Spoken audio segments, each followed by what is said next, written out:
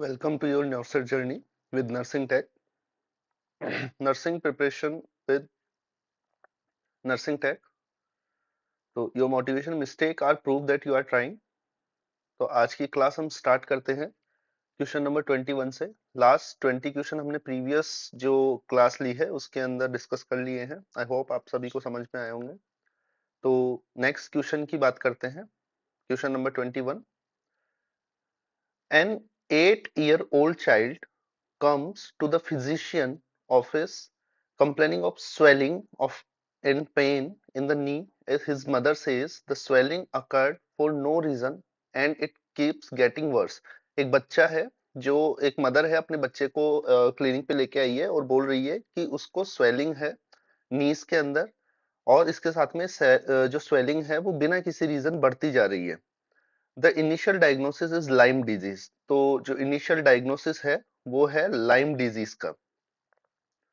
When taking to the mother and child, question related which of the following would be the important include in the initial history। तो जो health care provider है या फिर doctor है वो initial history के अंदर क्या मदर से क्वेश्चन करेगा। तो फर्स्ट ऑप्शन है इसके अंदर option number A decrease urinary output and flank pen.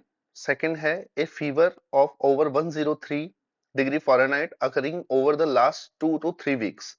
Third है rashes covering the palms of the hand and the sole of the feet. और फोर्थ ऑप्शन है हेडेक मेलेस और सोर थ्रोट।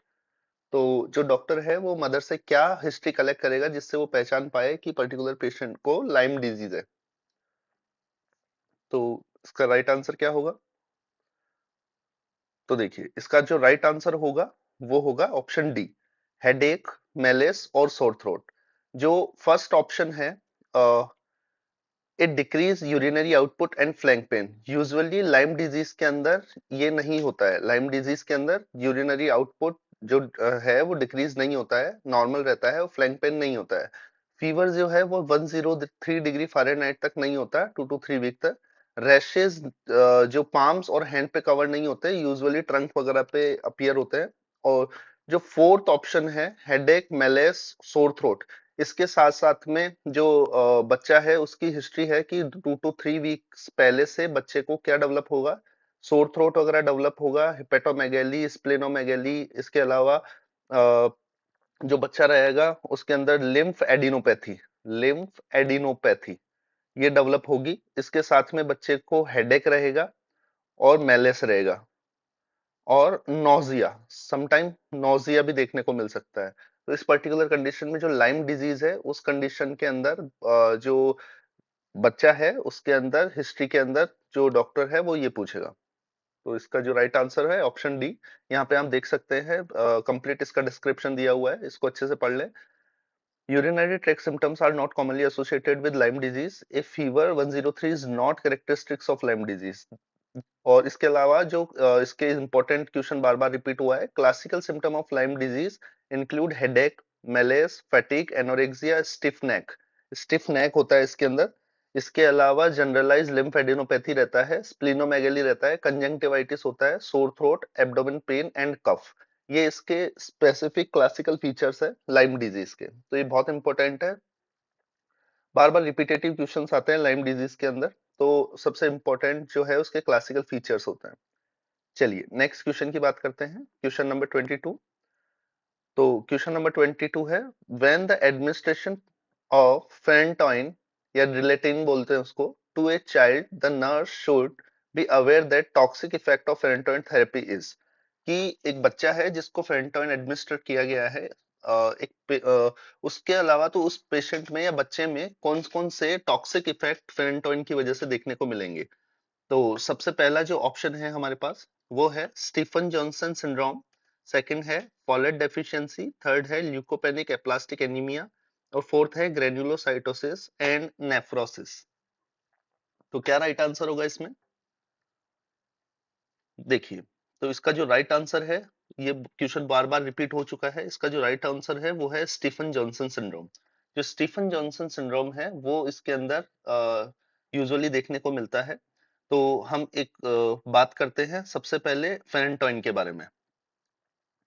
हम सबसे पहले बात करते हैं फेनेंटोइन के बारे में। इस पे से काफी क्वेश्चन आते हैं फेनेंटोइन से रिलेटेड, बहुत क्वेश्चन नॉर्सेट में रिपीटेटिवली देखने को मिलते हैं।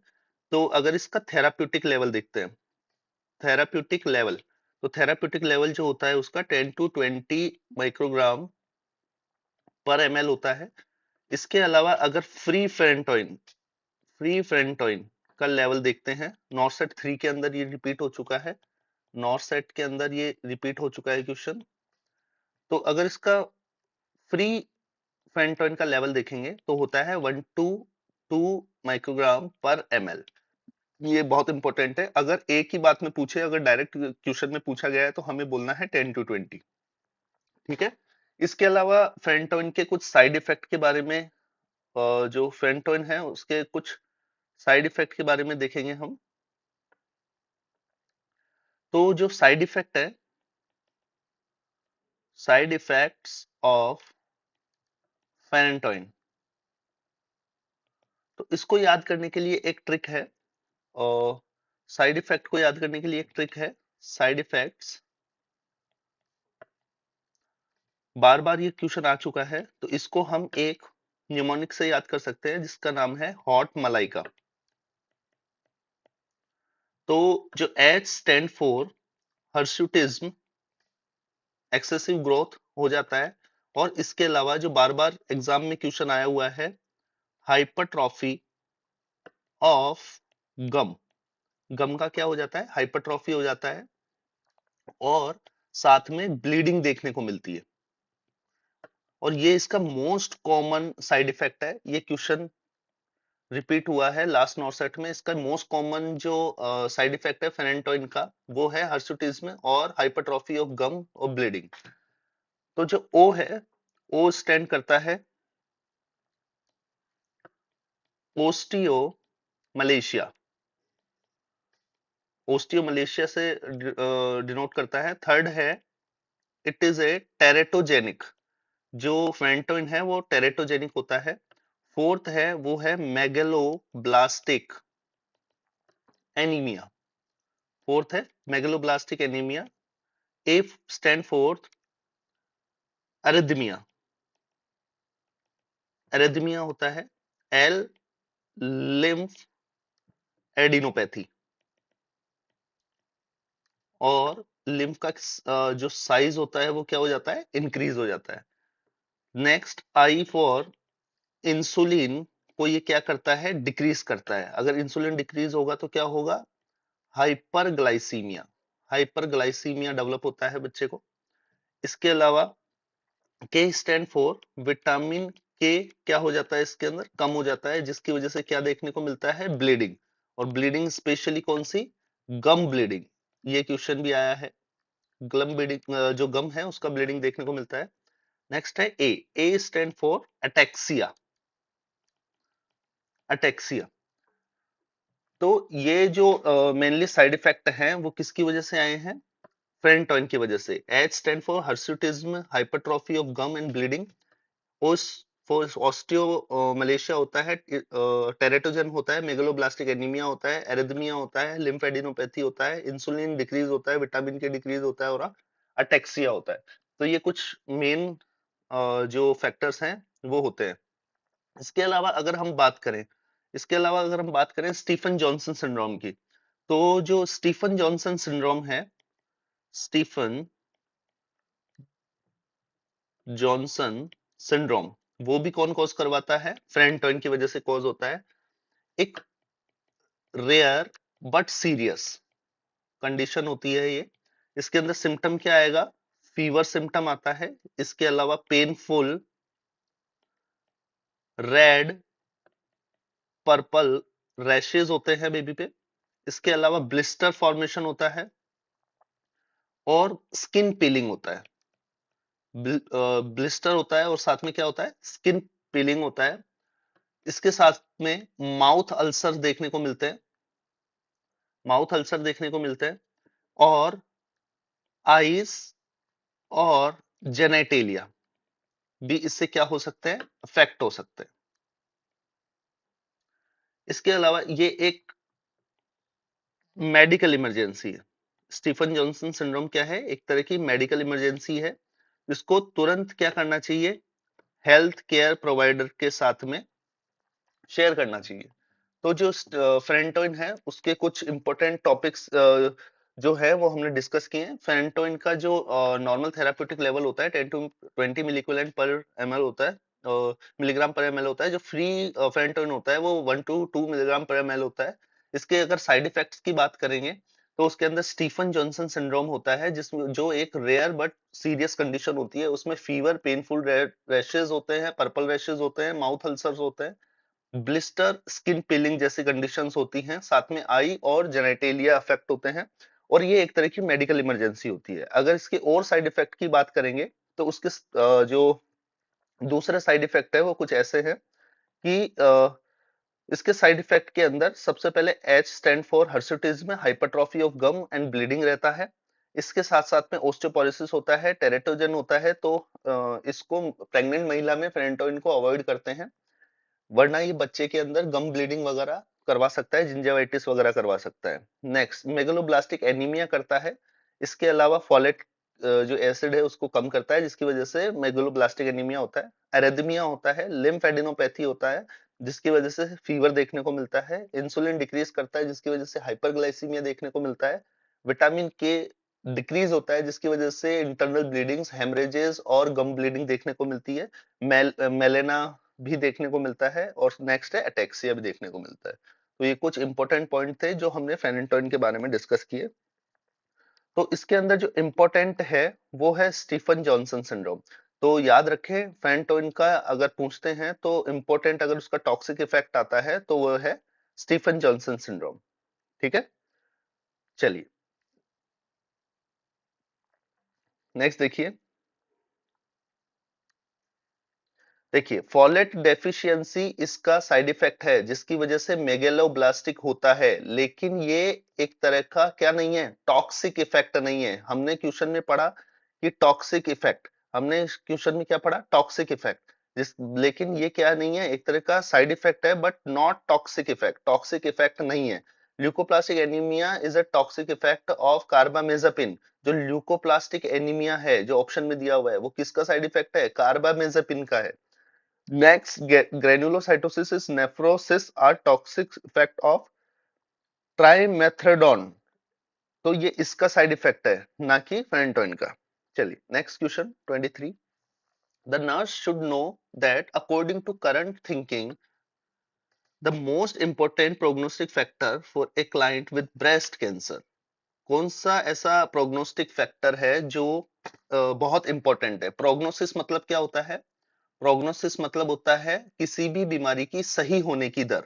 किसी भी बीमारी बीमारी है उसका सही होने का दर, सही होने का दर क्या कहलाता है? प्रोग्नोसिस। कितने परसेंट चांसेस हैं कि जो पर्टिकुलर डिजीज है वो सही हो जाएगी, तो उसको हम बोलते हैं प्रोग्नोसिस। तो अगर ब्रेस्ट कैंसर के अंदर हमें चेक करना है कि ब्रेस्ट कैंसर सही कितने परसेंट हो जाएगा, तो उसके अंदर अगर हमें प्रोग्नोस्टिक फैक्टर चेक करना है तो हम कौन कौन सा फैक्टर चेक करेंगे? सबसे इंपॉर्टेंट फैक्टर कौन सा होता है? तो सबसे पहला है tumour size, option first tumour size. Second है एक्सिलरी नोड स्टेटस। थर्ड है client previous history of disease. और फोर्थ है client level of oestrogen progesterone receptor. ऐसे तो क्या होगा आंसर? देखिए, सबसे पहला जो ऑप्शन है वो है ट्यूमर साइज। देखिए, आप ट्यूमर साइज को देख के ये नहीं बता सकते कि प्रोग्नोसिस कितना है। अगर ट्यूमर साइज ज्यादा बड़ा है तो हम कह सकते हैं प्रोग्नोसिस बुरा है। लेकिन अगर ट्यूमर साइज कम है तो आप बोलेंगे कि जो प्रोग्नोसिस है वो सही है। लेकिन ऐसा नहीं है, it's all depend on metastasis. अगर ट्यूमर कितना साइज में बड़ा है या बड़ा नहीं है, लेकिन उस पर्टिकुलर ट्यूमर ने कितना मेटास्टेसिस किया है, ये उस बात पर निर्भर करता है कि कैंसर कितना वर्ष है। ठीक है, तो ट्यूमर साइज से हम नहीं पता लगा सकते। तो हमारा जो फर्स्ट ऑप्शन है वो क्या हो गया, गलत हो गया। चलिए नेक्स्ट देखिए, एक्सिलरी नोड्स स्टेटस। तो एक्सिलरी नोड्स स्टेटस का मतलब है जो आसपास के जो लिम्फेटिक नोड्स हैं वो कितने अफेक्ट हुए हैं। अगर ट्यूमर से लिम्फेटिक नोड्स जो हैं वो अफेक्ट हुए हैं, इसका मतलब क्या है, मेटास्टेसिस हुआ है। मेटास्टेसिस ऑफ ट्यूमर हुआ है। तो अगर ट्यूमर का मेटास्टेसिस हुआ है तो वर्स चांस है या फिर प्रोग्नोसिस उसका क्या हो जाएगा, पुअर हो जाएगा। तो हाँ, हम कह सकते हैं कि एक्सिलरी नोट्स एक तरह का फैक्टर हो सकता है। थर्ड देखिए, client previous history of disease.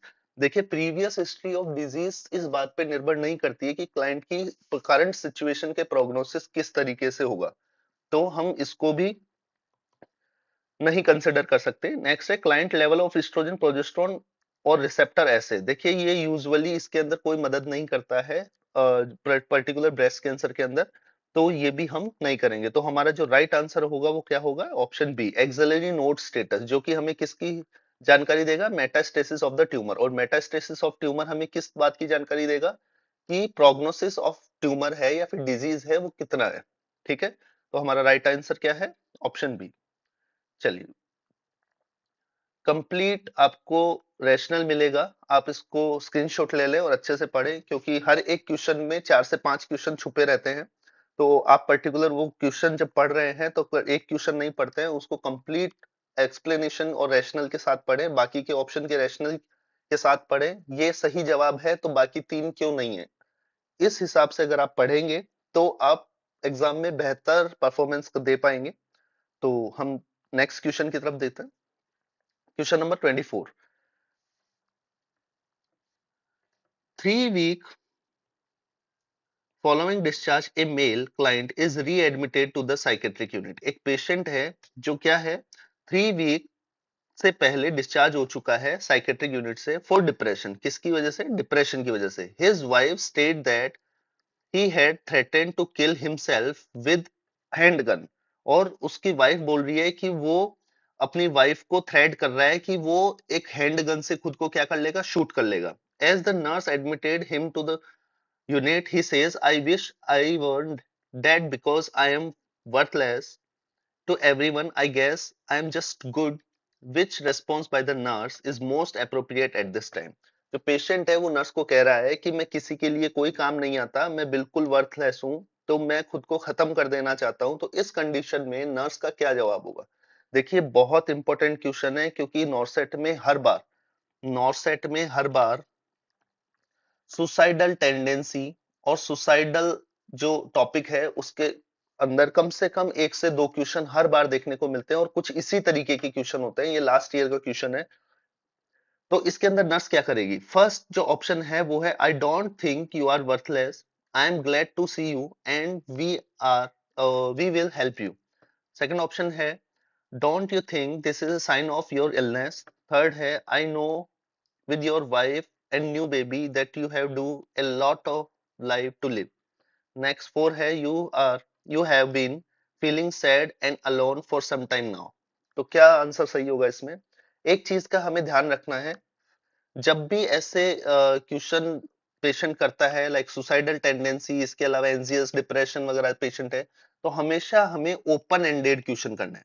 कैसे क्वेश्चन करने हैं, ओपन एंडेड क्वेश्चन करना है। वो क्वेश्चन जिसके अंदर हम पेशेंट की फीलिंग्स के बारे में और जान सकते हैं, वो क्वेश्चन हमें करने हैं। स्पेशली आप वो क्वेश्चन को प्रेफर करें जिन क्वेश्चन के आगे क्वेश्चन मार्क, जो ऑप्शन है उनके आगे क्वेश्चन मार्क लगा हुआ है। मतलब आपने एक ओपन एंडेड क्वेश्चन किया है जिससे पेशेंट को, आप पेशेंट के बारे में जानना चाहते हैं और उसकी फीलिंग के बारे में जानना चाहते हैं। तो इसका जो राइट आंसर होगा वो क्या होगा,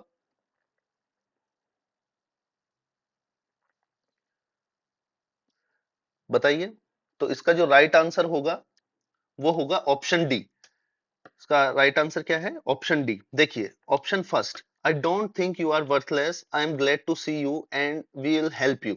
कभी भी पेशेंट को अश्योरिटी नहीं देनी है कि आप उसे हेल्प करेंगे या किसी भी चीज से ओवरकम करेंगे। अश्योरिटी नहीं देना है, आपको ओपन एंडेड क्वेश्चन करना है। सेकंड है, don't you think this is a sign of your illness. उसको आप ये नहीं बोल सकते कि आपको नहीं लगता कि केवल ये आपकी बीमारी के कारण ये लक्षण है। उस पर्टिकुलर पेशेंट को, वो साइकोसिस में है, उसे अपनी इंसाइट नहीं है, वो उसे पता ही नहीं है कि उसे क्या बीमारी है, और आप उससे बोल रहे हैं कि आपको पता होना चाहिए कि आपकी ये सब चीजें आपकी बीमारी की वजह से हो रही है। तो ये स्टेटमेंट भी क्या होगा, गलत होगा। हालांकि इसमें क्वेश्चन जो दिया हुआ है। नेक्स्ट देखिए, I know with your wife and new baby that you do have lot to live for. तो ये ऑप्शन भी गलत हो गया। अब हम एक ओपन एंडेड क्वेश्चन कर रहे हैं, you have been feeling sad and alone for some time now. आप उससे पूछेंगे कि बस ये आप क्या आप केवल इसी टाइम के लिए सैड और अकेला महसूस कर रहे हैं, जिससे क्या होगा, वो अपनी फीलिंग्स को क्या करेगा, एक्सप्रेस करेगा। तो हमेशा हमें कैसे उससे जो स्टेटमेंट है हमारा कैसे होना चाहिए, ओपन एंडेड क्वेश्चन का स्टेटमेंट होना चाहिए। ठीक है, चलिए next question. Which of the following should be included in discharge teaching for a client with hepatitis C। देखिए इंपॉर्टेंट चीज है, हेपेटाइटिस वाले पेशेंट को, हेपेटाइटिस सी वाले पेशेंट को आप डिस्चार्ज के टाइम पे क्या टीचिंग देंगे, क्या गाइड करेंगे। तो ऑप्शन है, बिल्कुल सिंपल क्वेश्चन है। ऑप्शन फर्स्ट ऑप्शन है, he should take aspirin as needed for muscle and joint pain. उसको हमें बोलना है कि आपको जब भी मसल पेन होता है तो आपको क्या लेना है, एस्पिरिन लेना है। सेकंड है, he may become a blood donor when his liver enzymes return to normal. उसको कहेंगे कि भाई तुम ब्लड क्या कर सकते हो, डोनेट कर सकते हो, एक बार तुम्हारे जो लीवर एंजाइम है, एसजीओटी, एसजीपीटी, एलटी, एसटी वगैरह क्या आ जाएंगे, नॉर्मल अगर आ जाएंगे तो आप ब्लड डोनेट कर सकते हो। थर्ड है, he should avoid alcohol beverages during his recovery period. उसको बोलना है कि आपको शराब को अवॉइड करना है, कब, जब आप रिकवरी स्टेज पे हो। और फोर्थ है, should use disposable dishes for eating and drinking. उसको बोलना है कि जब आप इस बीमारी से ग्रस्त हैं तो आपको जितना भी खाना खाना है वो किसी भी जो होम यूटेंसिल्स होते हैं उसमें नहीं लेना है। कैसे लेना है, डिस्पोजेबल डिशेस लेने हैं, ताकि इन्फेक्शन का खतरा और ना हो। तो बताइए कौन सा जो ऑप्शन है वो सही होगा। देखिए सबसे पहला अगर देखते हैं, he should take aspirin and muscle gain. देखिए एस्पिरिन को आपको नहीं देना है, क्यों, क्योंकि हेपेटाइटिस पेशेंट के जो पेशेंट होता है उसके अंदर लीवर ऑलरेडी क्या रहता है, डैमेज रहता है, जिसकी वजह से वो क्या नहीं बना पाता है, एंटी कोआगुलेंट नहीं बना पाता है, एंटी कोआगुलेंट नहीं बना पाता है, जिसकी वजह से ऑलरेडी पेशेंट प्रोन रहता है किसके लिए, ब्लीडिंग के लिए। और अगर आपने उसको उसके अलावा फिर से एस्पिरिन दे दी तो पेशेंट में ब्लीडिंग टेंडेंसीज बढ़ जाएंगी। तो ये हमें बिल्कुल नहीं करना है। अगर कॉन्ट्राइंडिकेशन पूछ रहा है पेशेंट जो क्वेश्चन के अंदर, तो हमें ये आंसर करना है। सेकंड है, he may become a blood donor. नहीं, बिल्कुल नहीं कर सकता, डोनेट नहीं कर सकता है, क्योंकि हेपेटाइटिस सी का जो रूट ऑफ ट्रांसमिशन होता है वो किससे होता है, ब्लड से होता है। थर्ड है, he should avoid alcohol beverages during his recovery period. बिल्कुल सही बात है, और केवल रिकवरी फेज में ही नहीं, उसको बाद में भी जो अल्कोहल होता है उसको अवॉइड करना चाहिए, क्योंकि जो अल्कोहल होता है वो किससे डिटॉक्सिफाई होता है, लीवर से। कौन डिटॉक्सिफाई करेगा, लीवर करेगा। तो इसकी वजह से किससे नहीं होना चाहिए, लीवर से नहीं होना चाहिए। चलिए नेक्स्ट, जो फोर्थ है, ही शुड डिस्पोजेबल। देखो डिस्पोजेबल डिशेस में खाने का कोई मतलब नहीं है, क्योंकि जो हेपेटाइटिस सी है वो ओरो रेक्टल रूट से नहीं स्प्रेड होता है, वो किससे होता है, ब्लड स्ट्रीम से। तो यहाँ पे डिस्पोजेबल डिशेस में खाना खाने का कोई मतलब स्पेसिफिक रीजन नहीं है। तो ये ऑप्शन भी हमारा गलत हो गया। ठीक है, तो हमारा जो राइट आंसर है वो क्या है, आंसर जो ऑप्शन सी। चलिए इसको अच्छे से पढ़ लीजिएगा। चलिए next question. The initial treatment, the initial treatment for a client with a liquid chemical burn injury। देखिए ये क्वेश्चन बार बार रिपीट होता है। लिक्विड केमिकल जो इंजरी है वो क्वेश्चन बर्न से रिलेटेड है। लिक्विड केमिकल बर्न इंजरी हुआ है किसी पेशेंट को, तो बताइए क्या करना चाहिए। सब ये सबसे पहला जो ऑप्शन है वो है, irrigate the area with neutralising solution. किससे न्यूट्रलाइज करेंगे, जो न्यूट्रलाइजिंग सॉल्यूशन है उनसे न्यूट्रलाइज करना है। सेकंड है, flush the expose area with large amount of water. Large amount of water से उसको क्या करना है, फ्लश आउट करना है। नेक्स्ट है, inject calcium chloride into the burn area. और फोर्थ है, अप्लाई लेनोलिन जो ऑइंटमेंट है टू द एरिया। तो बताइए कौन सा ऑप्शन सही है।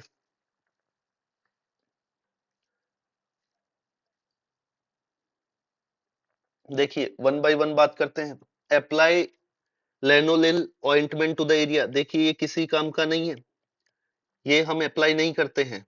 सेकंड है, inject calcium chloride into the burn area. देखिए कैल्शियम क्लोराइड इंजेक्ट करने का भी कोई औचित्य नहीं है। क्यों, क्योंकि कैल्शियम क्लोराइड क्या है, कैल्शियम क्लोराइड और वहां पे जाके क्रिस्टल्स बनवाएगा, तो इस वजह से हम वो भी अवॉइड करते हैं। थर्ड है, flush the expose area with large amount of water. पानी से धो दें अच्छे से। और फोर्थ ऑप्शन है, irrigate the area with neutralising solution. और फोर्थ ऑप्शन जो है वो कह रहा है न्यूट्रलाइजिंग सॉल्यूशन। जो न्यूट्रलाइजिंग सॉल्यूशन है वो हमें यूज करना चाहिए। तो जो बच्चों को जो कंफ्यूजन होता है वो इन दोनों में होता है, और बार बार ये कंट्रोवर्शियल क्वेश्चन है। तो हमें क्या डालना चाहिए, न्यूट्रलाइजिंग सॉल्यूशन या वाटर? तो देखिए, ध्यान से सुने, पहले की गाइडलाइन में था कि न्यूट्रलाइजिंग सॉल्यूशन डालना है, लेकिन अभी गाइडलाइन चेंज हो गई है, हमें न्यूट्रलाइजिंग सॉल्यूशन नहीं डालना है। क्यों? क्योंकि न्यूट्रलाइजिंग सॉल्यूशन देखा गया है कि वो जो घाव होता है या वुंड होता है उसको और डीप पेनिट्रेट करता है, जिसकी वजह से क्या होता है, वहां पे और ज्यादा अल्सर फॉर्मेशन हो सकते हैं लेटर ऑन। तो इसलिए जो राइट आंसर है हमारा वो क्या है, flush the expose area with large amount of water. जितनी देर हो सके पानी के अंदर उसको क्या करना है, फ्लश करना है, जिसकी वजह से क्या होगा, जिसकी वजह से जो केमिकल जो स्किन पे लगा है, बर्न हुआ है, वो क्या होगा, फ्लश आउट होगा। ठीक है, चलिए नेक्स्ट, इसको अच्छे से पढ़ लें। Neutralising solution were recommended, but presently there is concern that this solution extend the depth of the burn. ठीक है, ये डेप्थ ऑफ द बर्न बढ़ा लेता है, इसकी वजह से अभी इसको यूज में नहीं ले रहे हैं। चलिए नेक्स्ट क्वेश्चन, काफी अच्छा क्वेश्चन है, लास्ट नॉर्सेट का क्वेश्चन है, नॉर्सेट 7 का क्वेश्चन है ये। देखिए, a dietary planning for assessment, sorry, for the dietary planning is essential part of the diabetes client remain the American Diabetic Association recommended which of the following calorie guideline for the daily meal planning। ये बहुत important है कि जो American diabetic association है, ADA, उसने जो diabetics जो patient है उनके लिए क्या गाइडलाइन जारी की है कि उनको कितने अमाउंट के अंदर जो मैक्रोन्यूट्रिएंट्स है वो लेने हैं। सबसे पहले है 50% ऑफ कॉम्प्लेक्स कार्बोहाइड्रेट, और 20 to 25% प्रोटीन, और 20% to 25% क्या लेना है, फैट लेना है। सेकंड है 45% complex carbohydrate, 25 to 30%, 35% fat, 70% complex carbohydrate, 20 30% protein, 10 to 20% क्या लेना है, फैट। और लास्ट है 60% कॉम्प्लेक्स कार्बोहाइड्रेट। बताइए क्या ऑप्शन सही होगा। देखिए क्वेश्चन रिपीट हो चुका है, तो इसका जो सही आंसर है वो क्या है, आंसर डी, 60% कॉम्प्लेक्स कार्बोहाइड्रेट लेना है, 12 to 15% क्या लेना है, प्रोटीन लेना है, और 20 to 25% क्या लेना है, फैट लेना है। ठीक है, इसके अंदर आप इसको अच्छे से पढ़ लेना, इसमें चारों ऑप्शन पता लग जाएगा कि हम क्यों नहीं दे रहे। The percentage of carbohydrate is too low to maintain the blood sugar level. एक डायबिटिक पेशेंट है जिसमें 50% कार्बोहाइड्रेट जो है वो लो है, एटलीस्ट डायबिटिक वाले पेशेंट में 60% कार्बोहाइड्रेट होना चाहिए। क्यों? क्योंकि जो विच ऑफ द, उसके अंदर जो हाइपोग्लाइसेमिक कंडीशन है, जो रिकरेंट हाइपोग्लाइसेमिक कंडीशन है वो अकर ना हो, जिसकी वजह से आप याद रखें एक बेयर अमाउंट जिसका है वो 60% कॉम्प्लेक्स कार्बोहाइड्रेट है, 12 से 15% क्या रहना चाहिए, प्रोटीन, और 1 ग्राम पर केजी के हिसाब से उसका एटलीस्ट प्रोटीन होना चाहिए, और 20 to 25% क्या होना चाहिए, फैट होना चाहिए। चलिए next question, question number 28। The primary reason for sending a burnt client home with a pressure garment, such as a jobs garment, is that garment। कि एक पेशेंट है जो बर्न का पेशेंट है, उसके अंदर हम उसको घर भेज रहे हैं डिस्चार्ज करके, तो उसको हम साथ में एक क्या अप्लाई कर रहे हैं, प्रेशर गारमेंट यूज कर रहे हैं, जिसका क्या नाम है, जॉब्स गारमेंट। इसका इमेज बेस्ड क्वेश्चन आ चुका है इसमें। तो प्रेशर जो गारमेंट है जिसका नाम है जॉब्स गारमेंट, उसको हम क्यों दे रहे हैं, क्या उसका इंडिकेशन है, क्या उसका यूज है। तो सबसे पहला है decrease hydrostatic scar formation, second है असिस्ट विद एम्बुलेशन, थर्ड है cover burn scar and decrease the psychological impact during recovery, fourth है increase venous return and cardiac output normalizing the fluid status. काफी अच्छा क्वेश्चन है, बताइए। मैं आपको दिखा देता हूँ जॉब्स गारमेंट कैसा होता है। तो देखिए जॉब्स गारमेंट ऐसा होता है, एक पूरा कवरिंग रहता है, हाई प्रेशर कवरिंग रहता है, जो क्या करता है पूरी बॉडी को या फिर जहां पे भी बर्न हुआ है वो उस पर्टिकुलर एरिया को पूरा पैक कर लेता है। और इसको पहनने के बाद में, अब जो क्वेश्चन हमसे पूछ रहा है कि इसके क्या बेनिफिट है, क्यों ये पहनाया जाता है, तो बताइए। डिक्रीज हाइड्रोस्टेटिक स्कार फॉर्मेशन करने के लिए, एम्बुलेशन उसको चलने में मदद करने के लिए, covering burn scar and decrease the psychological impact during recovery. तो ये क्या कर इसका कहने का मतलब है कि जो बर्न एरिया है उसको ये कवर कर लेगा, जिसकी वजह से पेशेंट अपने जो बर्न के जो वुंड है उसको बाहर देखेगा नहीं, जिसकी वजह से उसको साइकोलॉजिकल क्या नहीं होगा, ट्रॉमा नहीं होगा। तो उसको साइकोलॉजिकल इम्पैक्ट को कम करने के लिए ये लगाया जाता है। फोर्थ है इंक्रीज वीनस रिटर्न को इंक्रीज करने के लिए और कार्डियक आउटपुट बढ़ाने के लिए। तो बताइए किसके लिए। तो देखिए, increase venous return and cardiac output normalise fluid status, देखिए इसके लिए नहीं करते हैं क्योंकि ये किसी तरीके का कंप्रेशन गारमेंट नहीं है या कंप्रेस नहीं कर रहा है, जस्ट एक स्लाइट प्रेशर डेवलप करता है सबक्यूटेनियस फैट पे। सेकंड ऑप्शन सी है cover the scar decrease the psychological, बिल्कुल ये आ सकता है, उसका साइकोलॉजिकल जो इम्पैक्ट है वो हो सकता है, लेकिन पर्टिकुलरली इस वजह से इसको हम ये गारमेंट नहीं पहनाते हैं। थर्ड है ऑप्शन बी जो है असिस्ट विद एम्बुलेशन, एम्बुलेशन इसके बाद में थोड़ा टिपिकल होता है, ये असिस्ट नहीं करता है, इसको पहनने के बाद में एम्बुलेशन थोड़ा पेशेंट का कम हो जाता है।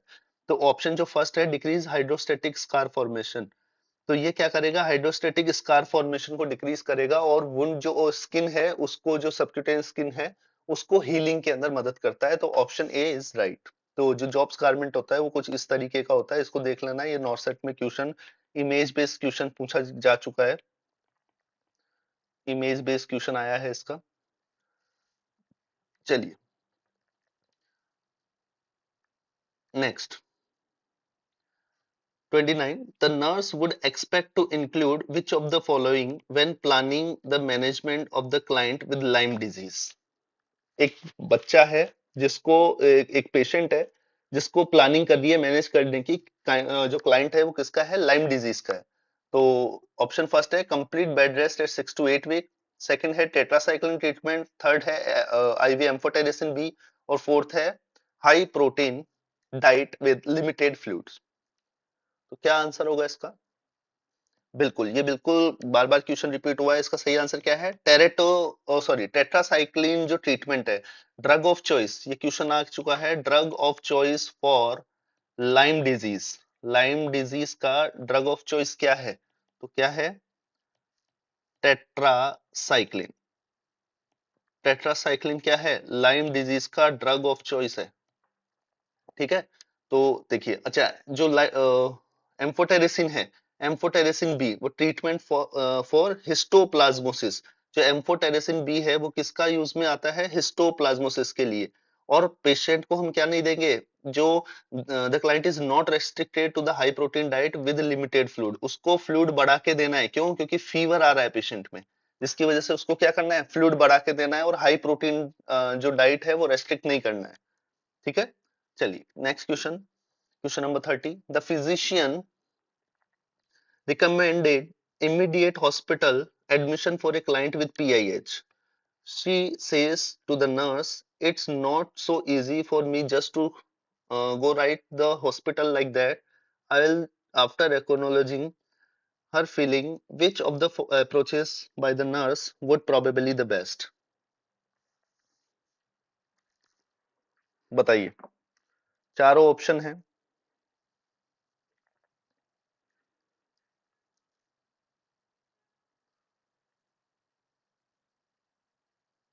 नर्स क्या अप्रोच करेगी पर्टिकुलर पेशेंट को हॉस्पिटल तक रीच आउट करने के अंदर।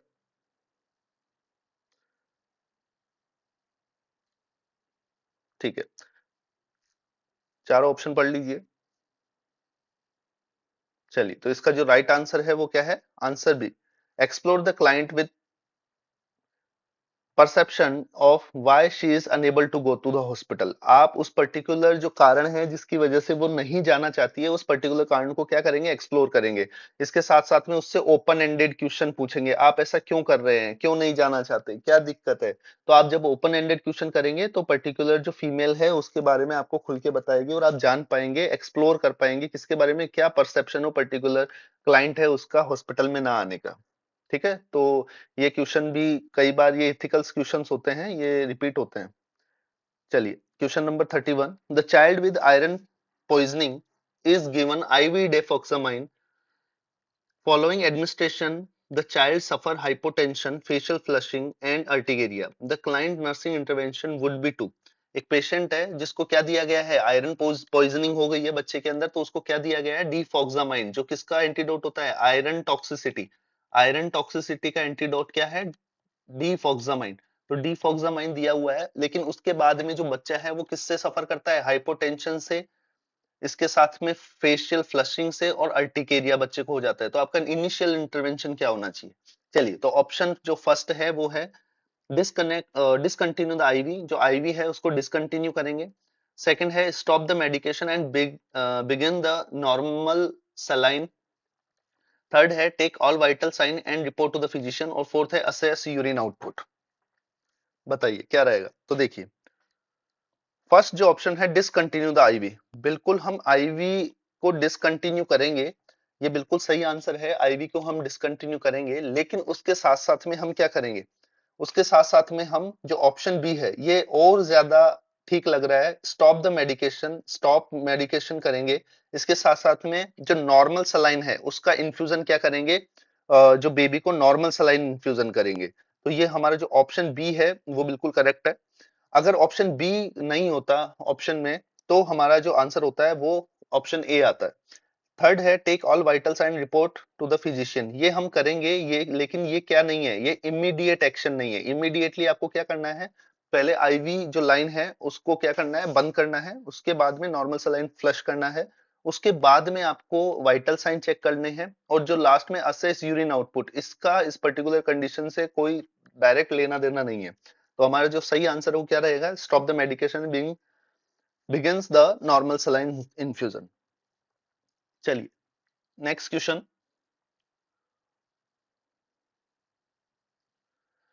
क्वेश्चन नंबर 32, प्रोवाइड, बहुत इंपॉर्टेंट क्वेश्चन है, हर बार एप्गार स्कोरिंग से लेके जो एप्गार स्कोर है उसको लेके हर बार क्वेश्चन आया हुआ है। तो एप्गार स्कोरिंग पे आपको अच्छे से पता होना चाहिए, हर एक पॉइंट को आप पहले से नोट डाउन कर लें। Provide 1 minute of Apgar scoring an infant born with following finding. सबसे पहले उस पर्टिकुलर बच्चे का हार्ट रेट जो है वो क्या है, अबव 100। नेक्स्ट है स्लो इरेगुलर मसल टोन कैसा है, स्लो इरेगुलर। इसके अलावा सम फ्लेक्शन क्या है, सम फ्लेक्शन है of extremities, reflex irritability, vigorous cry कर रहा है बच्चा। इसके साथ साथ में बॉडी जो क्या है बच्चे की पिंक है, और एक्सट्रीमिटीज क्या है, ब्लू है। तो क्या होगा, एक्सट्रीमिटीज क्या है, ब्लू है, बॉडी पिंक है, विग्रसली क्राई कर रहा है, रिफ्लेक्स उसके जो हैं एक्सट्रीमिटी रिफ्लेक्स हैं वो इरिटेबल हैं, सम फ्लेक्शन है, इरेगुलर मसल टोन है। इसके अलावा जो उसका रेस्पिरेटरी ब्रीथ है वो कितना है, 100 से अबव है। तो कौन सी कंडीशन, मतलब हम एप्गार स्कोरिंग में इसको कितने नंबर देंगे, बताइए। चलिए, तो एक बार थोड़ा सा एप्गार स्कोरिंग के बारे में देख लेते हैं, बिल्कुल सिंपल सा है।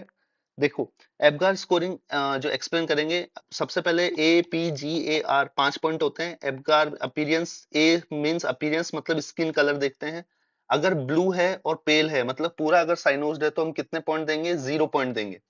अगर पिंक बॉडी है और ब्लू एक्सट्रीमिटीज है तो हम कितना पॉइंट देंगे, 1 पॉइंट देंगे। और जो पिंक है, अगर एक्सट्रीमिटीज पिंक है बिल्कुल, कोई साइनोसिस नहीं दिख रहा है ना एक्सट्रीमिटीज में कहीं, तो कितने पॉइंट देंगे हम, 2 पॉइंट देंगे। नेक्स्ट जो है वो है पल्स। नेक्स्ट है पल्स। तो जो पल्स है, पल्स के अगर बिल्कुल एब्सेंट है तो कितना नंबर देंगे, 0 नंबर। बिलो 100 है तो 1 पॉइंट देंगे, और ओवर 100 है तो कितने पॉइंट देंगे, 2 पॉइंट देंगे।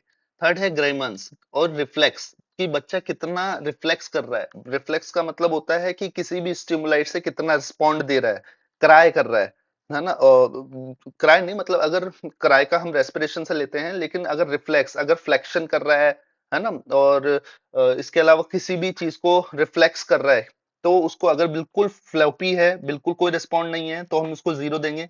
मिनिमम रिस्पॉन्ड टू स्टिमुलाई है तो 1 देंगे। और अगर अच्छा रिस्पॉन्स आ रहा है तो हम उसको कितना देंगे, 2 पॉइंट देंगे। नेक्स्ट है एक्टिविटी, मसल टोन। अगर बिल्कुल एब्सेंट है तो 0 पॉइंट देंगे। फ्लैग्स आर्म एंड लेग, अगर दोनों आर्म फ्लैग्स है तो हम केवल 1 पॉइंट देंगे। और अगर एक्टिव है, आर्म्स को फ्लैग्स और एक्सटेंशन दोनों कर रहा है और अच्छे से मूवमेंट कर रहा है, एक्टिव है, तो कितना पॉइंट देंगे, 2 पॉइंट देंगे। नेक्स्ट है रेस्पिरेशन। रेस्पिरेशन अगर बिल्कुल एब्सेंट है तो 0 पॉइंट। स्लो एंड इरेगुलर है, तो स्लो एंड इरेगुलर का मतलब है अगर बच्चा अच्छे से क्राई नहीं कर रहा है, स्लो है, इंटरमिटेंट क्राइंग आ रहा है, तो इसका मतलब कितना है, 1 पॉइंट है। और अगर विग्रसली क्राइंग कर रहा है मतलब जोर जोर से रो रहा है, तो हम उसको कितना पॉइंट देंगे, 2 पॉइंट देंगे। तो ये एबगार स्कोरिंग है। और एबगार स्कोरिंग, वर्जीनिया एबगार जो साइंटिस्ट थे, उन्होंने जो फिजिशियन थे, उन्होंने इसको इजाद किया था। और ये कब किया था, कब किया जाता है, 1 और 5 मिनट पे। ठीक है। तो ये है। अब इसके, अब देखिए क्वेश्चन के बारे में। 1 मिनट का एबगार किया है, हार्ट रेट कितने से ऊपर है, 100 से ऊपर है। तो अगर 100 से ऊपर है तो कितने पॉइंट देंगे हम, 2 पॉइंट देंगे। इसके साथ साथ में इरेगुलर मसल टोन है, मसल टोन कैसा है, इरेगुलर है। तो इरेगुलर मसल टोन में ये देखिए यहाँ पे पूरा बताया हुआ है, 7 आउट ऑफ, देखिए 10 स्कोर कितना आएगा, इसका जो आंसर रहेगा कितना रहेगा, 7। कैसे करेंगे, 2 points are given for the heart rate above 100। Heart rate कितना है, 100 से ऊपर है। 1 point is given to slow and irregular respiratory beat. Irregular respiration के कारण हम इसे कितना पॉइंट देंगे, 1 पॉइंट देंगे। 1 point is given for the some flexion of extremities is assessing muscle tone. 1 point किसको देंगे हम, उसकी जो मसल टोन है उसको सम फ्लेक्शन हो रहा है। और 2 point are given for the vigorous crying. बच्चा बहुत जोर जोर से रो रहा है और विग्रेसली क्राइंग कर रहा है, तो किसको कितना नंबर देंगे, उसको 2 नंबर देंगे। और 1 नंबर किसका देंगे, उसको जो उसका एक्रोसाइनोसिस हो रहा है उसका हम कितना नंबर देंगे, उसको 1 नंबर। तो हम इसको पर्टिकुलरली ऐसे देखें इधर। सो 2 नंबर देंगे रेस्पिरेटरी को, 1 नंबर देंगे मसल टोन को, सम फ्लेक्शन है तो 1 नंबर इसका देंगे। इसके अलावा अगर विग्रेसली क्लाइंग कर रहा है तो 2 नंबर देंगे। और बॉडी पिंक ब्लू एक्सट्रीमिटीज है तो उसे 1 नंबर देंगे। तो 2+1, 1+2+1, तो कितना हो गया, 7। तो इसका जो राइट आंसर होगा वो कितना होगा, 7। तो ये एबगार के बारे में हर बार क्वेश्चन पूछते हैं, एबगार और GTPAL जो गटपाल स्कोरिंग होता है उसके बारे में। चलिए next question. A client has been diagnosed as being pre eclamptic. Pre eclamptic client है। The physician order magnesium sulphate, magnesium sulphate जो है वो उसे ऑर्डर किया जाता है, MgSO4 is use in the management of preeclampsia 4। preeclampsia में MgSO4 का क्या यूज है, काफी सरल क्वेश्चन है। MgSO4 का जो preeclampsia है उसके अंदर क्या यूज है। तो जो नॉर्मल सीरम मैग्नीशियम लेवल होता है, इस पे भी क्वेश्चन आया हुआ है। नॉर्मल सीरम मैग्नीशियम सल्फेट जो लेवल होता है वो कितना होता है, 1.5 to 2.5 milliequivalent per litre. इतना नॉर्मल होता है। नॉर्सेट पॉइंट ऑफ व्यू से आप इसको सही कर सकते हैं। तो क्या रहेगा, किसकी वजह से हमने प्री एक्लेम्पशिया, क्योंकि जो MgSO4 है वो ड्रग ऑफ चॉइस है किसका, एक्लेम्पशिया का। ड्रग ऑफ चॉइस किसका है, एक्लेम्पशिया। एक्लेम्पशिया का ड्रग ऑफ चॉइस है। लेकिन आपने उसको प्री एक्लेम्पशिया में क्यों दिया है, तो फर्स्ट ऑप्शन है prevention for seizure, prevention for uterine contraction, third है सिडेशन और फोर्थ है फीटल लंग प्रोटेक्शन। बताइए। तो इसका जो सही आंसर है वो क्या होगा, हमें क्या प्रिवेंट करना है, सीजर प्रिवेंट करना है। चलिए। तो next question number 34। In the client with diagnosis of coronary artery disease, the nurse would anticipate the complication of bradycardia with occlusion of which coronary artery। ये क्वेश्चन आ चुका है। अगर किसी व्यक्ति को CAD है, कोरोनरी आर्टरी डिजीज है, उसके अंदर अगर उस पर्टिकुलर पेशेंट को जो ब्लॉकेज है, कौन सी ऐसी आर्टरी में उसको ब्लॉकेज आएगा जिसकी वजह से उसको क्या फेस करना पड़ रहा है, ब्रेडिकार्डिया फेस करना पड़ रहा है, ब्रेडिकार्डिया। तो बताइए। देखिए जो नॉर्मल, फर्स्ट ऑप्शन है राइट कोरोनरी आर्टरी, सेकंड है left main coronary artery, third है सरकमफ्रेंस कोरोनरी आर्टरी, और फोर्थ है लाडा, left anterior descending coronary artery, इसको लाडा भी कहते हैं। तो देखिए ध्यान से सुने, ये तो मोस्ट कॉमन कॉज हो गया किसका, MI का। जो मोस्ट कॉमन MI आता है, जो कौन सी आर्टरी की ब्लॉकेज के कारण आता है, left anterior descending coronary artery की वजह से आता है। लेकिन इसके अंदर क्या होता है, इसके अंदर ब्रेडिकार्डिया नहीं होता है, क्या होता है, टैकीकार्डिया होता है। ठीक है। तो ये ऑप्शन हमारा गलत हो गया। चलिए, जो ऑप्शन आप सबसे ज्यादा सुने होंगे वही गलत हो गया सबसे पहले। तो इन तीनों में कौन सा राइट रहेगा, तो बिल्कुल सही, राइट कोरोनरी आर्टरी की वजह से क्या होता है, ब्रेडिकार्डिया डेवलप होता है। इसको और अच्छे से एक्सप्लेन किया है। देखिए जो sinus bradycardia and arterioventricular AV heart block are usually result for right coronary artery occlusion। Sinus bradycardia देखने को मिलता है और एट्रियोवेंट्रिकुलर हार्ट ब्लॉक देखने को मिलता है। किसकी वजह से? राइट कोरोनरी आर्टरी के ब्लॉक के कारण। The right coronary artery perfuse the sinoatrial and sinoatrial and AV nodes जो है उनको ब्लॉक करता है। सेकंड है इसमें देखिए option D, sinus tachycardia occur primarily with the anterior descending, जो लाडा आर्टरी है उसके ब्लॉकेज के कारण क्या डेवलप होता है? साइनस टेकिकार्डिया डेवलप होता है। ठीक है, चलिए next question, question 35। When the nurse is evaluating lab data for a client 18 to 24 hours after major thermal burn, the expected physiological changes would include which of the following?